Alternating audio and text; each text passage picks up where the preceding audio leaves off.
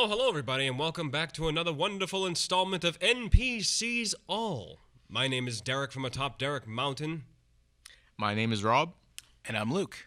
and we are your hosts for the day. And the topic of conversation is the cinematic universes of any and all things geek and pop culture. And this is what we're here to talk about today. What movies have you guys seen recently? And what movies are you excited about? The new Dragon Ball movie that's in theaters right now. Fantastic. It was great. I've been out of Dragon Ball for a little bit, but that kind of got me back into it. But great movie if you're into anime and Dragon Ball and fighting and stuff like that. That was a really good one. The other movie I watched the other night was A Nightmare on Elm Street Part 3 because I'm going through the series right now with one of my buddies. So I haven't done that in a while since a couple Halloweens ago, but that was a good one. Always fun. Freddy Krueger slashing people, pulling them into TVs and saying the B word that can't say on here, but always fun. Always a good time. Movies-wise that I have watched, I'm not going to lie, I resubscribed for Disney Plus so I can catch up on all my MCU universe stuff. So other than watching She-Hulk, but I think the great bridge into that, I did get a chance to watch Shang-Chi and the Ten Rings as of recent, and then followed by Doctor Strange, Multiverse of Madness. And coming off of WandaVision, watching that after watching Shang-Chi, those movies were absolutely fantastic. And I would say, even if I'm going to say one's better than the other, Shang-Chi and the Ten Rings is heavily slept on. What an incredible movie from not only the kung fu standpoint of things, like the fighting was absolutely wonderful. Like it felt like a superhero movie while still feeling human. And that was very special. Until, of course, he gets, 10 rings and starts destroying entire villages and whatnot, or a dragon in this case. But, yeah, that's the movie that I've been watching recently, just kind of re-educating myself on all the good movies I've missed because of pandemic doesn't allow me to go into the theaters. Yeah. Wah. How about yourself? So I've been going through Disney Plus as well. I'll pretend that I'm the one who paid for it. Like most of us. Yeah. But I've actually been going through all of the Pixar movies that I missed just because, I don't know, I just stopped watching them. And everybody says, oh, this movie's so great. And I'm like, it's not going to be Toy Story. I don't care. Nothing's ever going to be Toy Story. You can't compare and contrast. You defeated yourself. But I recently watched Coco and actually Up, which I hadn't seen before. Oh my God, they're fantastic. You watched the two most emotional drawing movies. I cried multiple times during those flicks. Yeah. And it's the first 10 minutes of Up 2. Oh, That's the most, my God. Heartbreaking. But it doesn't stop because people always mention that there's memes of it and stuff. Yeah. But then when you actually watch the movie, it's not like they stop in 10 minutes and it's suddenly just a fun. It's depressing the entire movie. Yeah, absolutely. But fantastic. I'm not knocking it for that. I'm just saying people need to prep you a little more. Yeah.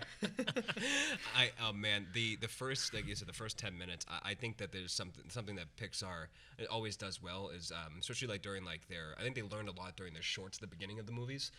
Which is telling a narrative with only having music and visuals. Mm-hmm. Yeah. The fact that they were able to do an entire emotional story that meant more in just 5 minutes, and some movies take 2.5 hours to go ahead and tell about a love lost and a love gained to a love lost. I just remember being in the movie theaters for the first time and just being literally in tears, just being like, this. I don't know why you wanted to rip my heart out and show it to me at the first 10 minutes of this dang show, but my God. And Coco. Yeah. Oh my God! If you have a grandmother or any elder that you ever lost ever, those last 10 minutes, I cry with my kids. My kids actually don't cry. I'm the only one crying. They're like, Daddy, why are you crying? It's like, I'm a little boy again. It's just so sad. Yeah. I never watched that one. I haven't seen that one in a bit, so I'm a little murky with how it happens. But yeah, it's about people passing on, right? That's the whole concept of death, or the Mexican culture of death. Dios los Muertos. Yes, exactly. So the Day of the Dead, and it's pretty much the entirety of that, and their bridge of crossing to and fro, and it's beautiful. I mean, the color palette of Coco is just enough to keep you tantalized for sure, because all those blues and oranges and purples. God, I'd give anything to go ahead and be Mexican for just 7 days. Just to Just be 7. just 7 days. Yeah, Yeah. that'd be enough time. I mean, like 7 days for any culture at the end of the day. 'Cause it's like I'm just Yeah, gonna dip my try toes it in it and whatnot. I'm just gonna I think that's called a vacation. Try it out. I need a vacation. That's what it is. Yeah, that's what you need is a vacation in Mexico. I do love like it's a different culture. I feel like we don't see movies that take place in that kind of story. Agreed. But then it kind of has those problems of like, I'm sure I know you've seen Spirited Away. I don't know if you've seen it. I have, yep. Yeah. When I first watched that movie, I'm like, oh, all these great like Chinese architecture, and like I never knew about all these buildings, and then I actually read up on it. It's like all Japanese. Yep. And I'm like, okay, so I just don't know the culture. Like I don't know it to the point where I saw it and said, oh, I don't know that. Oh, I didn't realize I was wrong. So I feel like Coco had a lot of that where I don't understand it enough to get the movie as much as I'm sure people in the culture do. Yeah. And I appreciate that. I really like that Pixar does that. Felt the same way about Encanto too. So when you get to that, because I know you probably haven't watched that I yet. haven't. I think that's Disney. That is Pixar think- still correct? I think it's Pixar. I think it's Pixar, buddy. I think I so. might be wrong. I mean, then again, those get mucked up because of the fact that it's 3D animation and everything else too, like everything nowadays. So And it's kinda probably like- the same people. Yeah, 100%. But that one's great, and you need to watch Turning Red. Like that needs to be probably even first before Encanto, because you're an anime fan, and it pulls from like being a kid during the early 2000s and like the 90s. So like it pulls from childhood. If you were that awkward kid growing up in school and just having your own little set of friends and just trying to exist inside of a microcosm that really just doesn't want you to exist the way you want to, it is absolutely wonderful. Absolutely wonderful. I'll put that on the list. That's after I think Luca's my next film. Oh, that's Luca? next. Yeah. I want to see that one. Yeah, That one seems some cool. Italian representation going on. Yeah. I enjoy that, so I gotta watch that one Amazing. soon. Yeah. I'm waiting for the Lebanese Pixar. I'm sure that's next on the list. Yeah, I'm sure that'll be soon. It's gotta be. It's probably right behind Mongolian and, and I Russian. can't wait for that one. Some sort of a Malaysian film. Exactly. They do Guam, which is an island off of Japan, because that has its own unique island culture. Something like that. Moana got a flick. You're gonna True. get That yours. was a good True. one. It's a- I enjoyed that one. Yeah. Talk about Pixar all day, man. We could, but we could also talk about something else, which is cinematic universes. Yeah, we can. That's what we call in the professional biz a segue. Let's define what a cinematic universe is, because it feels like there's a lot of films that are kind of on the cusp of doing similar things but don't quite fit the mold. So I'll just start broadly. What would you guys consider a rule that a film universe would have in order to be in this group? You know, the obvious ones are Marvel, DC, like Yeah, Star Wars or anything else like yeah. that. Crossover is kind of the obvious one, I guess. So you take two IPs, put them together in one movie. For example, it's not a big universe, but Freddy vs. Jason, the Nightmare on Elm Street series, the Friday the 13th series, put them together. Freddy vs. Jason.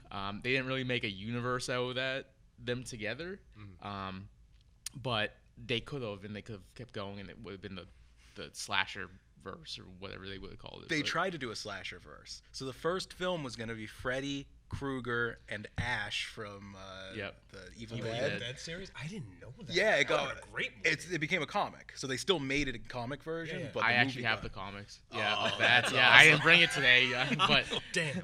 but they did a comic, Freddy vs. Ash vs. Jason, I think it was called. And so it's a 5-part miniseries, and they put they all fight each other, Yeah. pretty much, and then they have a sequel to that. And pretty much the sequel, Freddy takes over the White House and becomes like the demon overlord of like the United States. So Ash has to go in with like Jason's help, and they get Fred. Like, yeah, it's That's amazing. Like a wild. Freddie Obama being like, my people, this is going to be a nightmare. And you're going to have to deal with it. Legislature. it's crazy, but it's yeah, that is something I would consider would be kind of a universe builder. Would just be taking two IPs, putting them together, crossover. So that's one aspect. It's probably the biggest aspect I would probably say. Yeah. I would probably have to go just piggybacking off of the fact of just taking both IPs and putting them together. Reoccurring characters between other different movies. For example, if you took like Star Wars, for example, and then you did the first original trilogy, you took all those characters still actually somewhat exist within these movies. It piggybacks off of their stories. in that sense. I think a continuation off of those stories makes them a cinematic universe, as well as the same thing with the recurring characters. Like Chewbacca is the one that actually made it through all of them. I think that at the end of the day, that is what makes a cinematic universe, is recurring characters continuing a story that still had and paying homage to the older stories, what came before.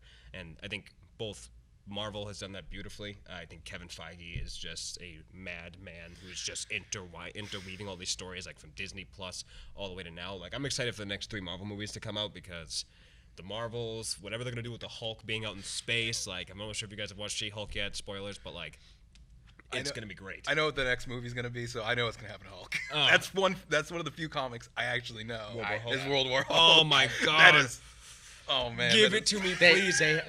They have to see. I'm gonna play the voice of another host that we had at one point that debated quite a bit. I'm not sure where he is at the moment, but I am using his spirit and soul to say that I think the Marvel stuff nowadays, I think in terms of like the universes and the topic, is kind of a bit of an overload at the moment, I think, of just too much Marvel stuff.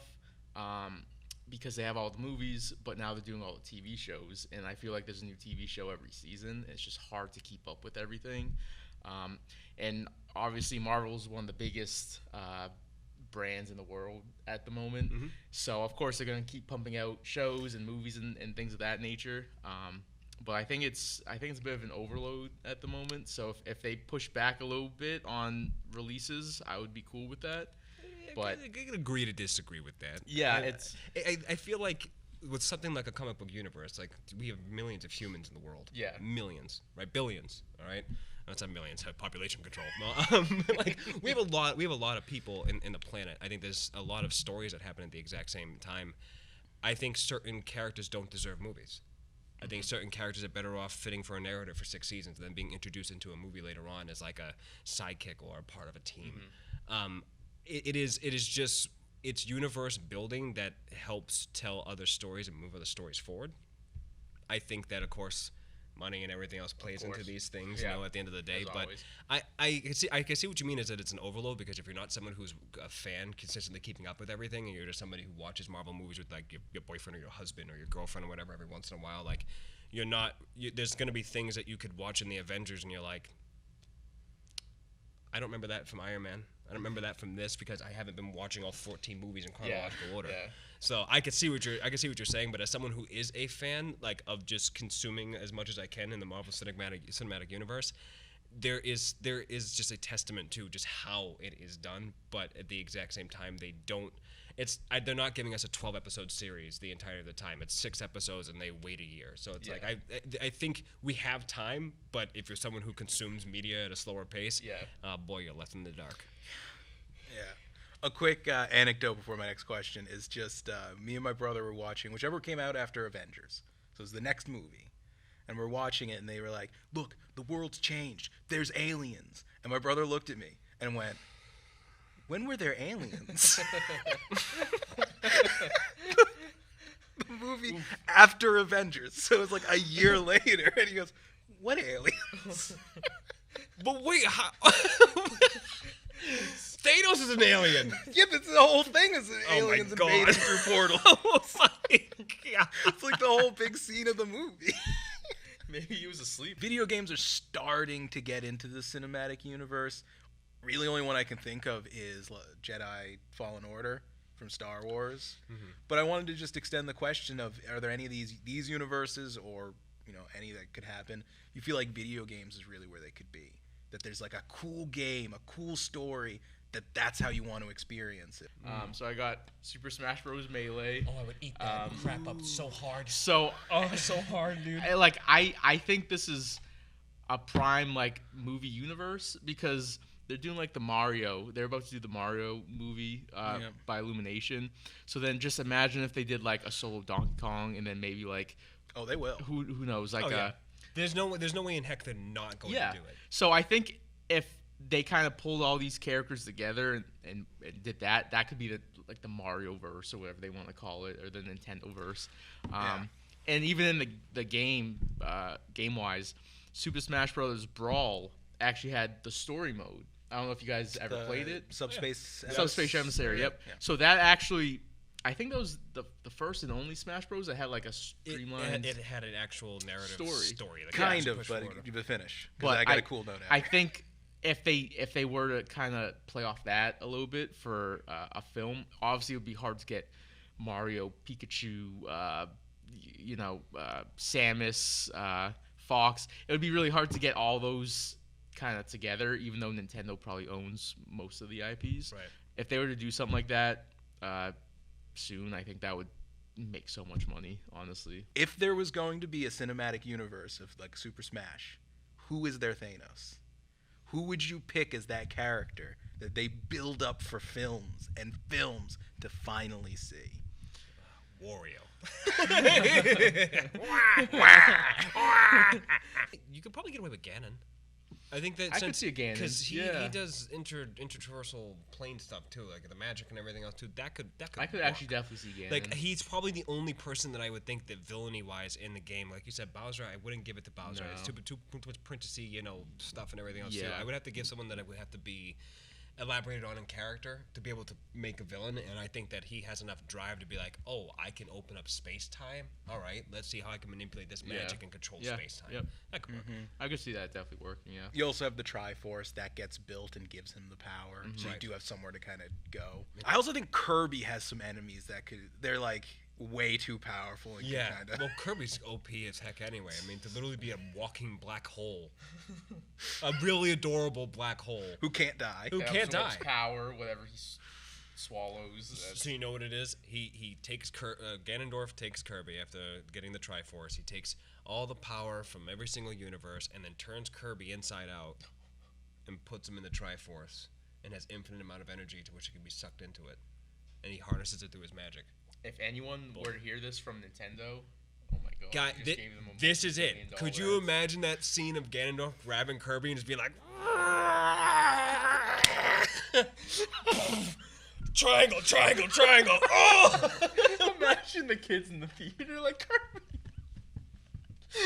Yeah, Kirby comes in and like saves half of the people just to be split in half like the T-Rex from King Kong. I got a tear to come out. I'm visualizing it.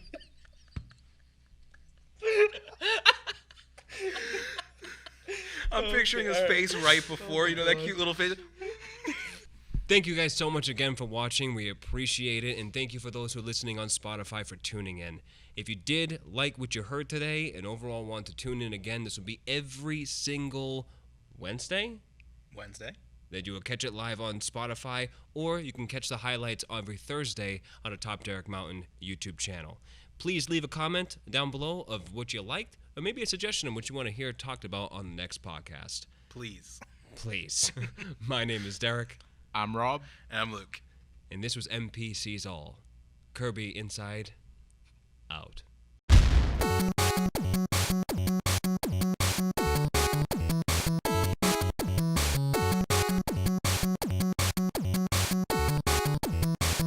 I would kill to have a scene of all of Ganondorf's minions and demons and everything else that he spawned from all the different universes, fighting against the entirety of Mario Kingdom, but it's like Bowser working against with Mario. See all the poor Goombas just get obliterated and like turned to mush, and It's just more Ganondorf ripping Koopas in half. I want the scene to start with one Koopa just slowly walking towards the enemy, just being like, guys, I got this.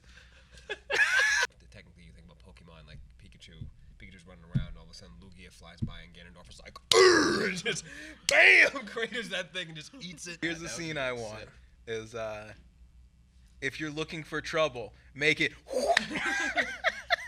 He just snaps James' neck. Oh, no. Ooh! Meowth just That's not right! That's not right!